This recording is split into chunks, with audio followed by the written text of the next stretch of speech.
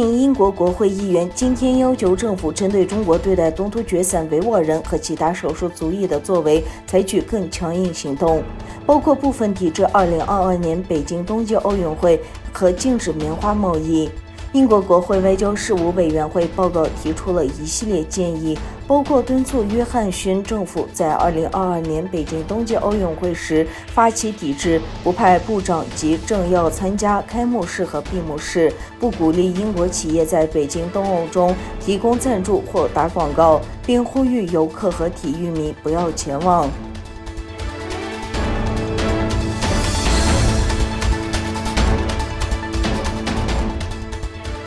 美国军方一位高级情报官员担心，美国一些重要的决策人和国会议员没有对中国的威胁给予足够的重视。过去几个月来，美军印太司令部、五角大楼和美国情报机构的官员们不断对正在崛起的中国构成的威胁发出警示，包括中国不断增强的军力，以及官员们所说的北京在网络空间的大胆行为和狂妄的间谍活动。美军印太司令部情报处处长海军少将施达曼星期三在无党派组织情报和国家安全联盟主办的在线讨论会上发表了上述评论。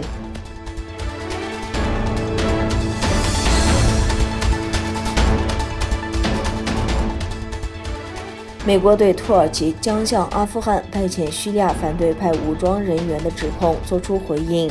美国国防部发言人表示，他无法证实这些指控，但保证喀布尔机场的安全部队必须遵守国际法。叙利亚人权观察网日前声称，土耳其将派叙利亚反对派武装人员前往阿富汗。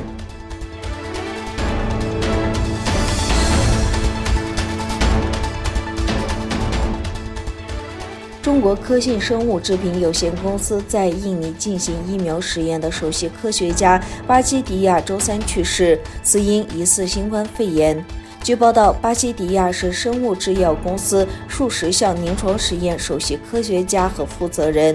印尼卫生工作者的感染和死亡增加了对科信有效性的质疑。他的死正值印尼新冠肺炎死亡人数达到历史最高水平时。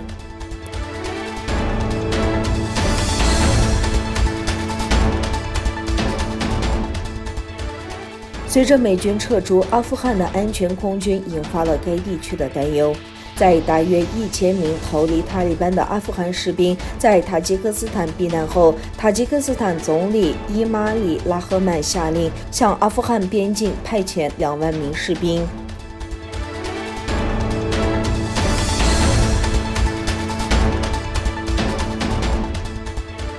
日本负责东京奥运事务的部长丸川珠代周四宣布，将禁止观众进入东京的奥运场馆观赛。按照计划，东京奥运会将于7月23日至8月8日举行。此前，日本政府已经宣布，鉴于新冠疫情，从下周一开始，东京再次进入紧急状态。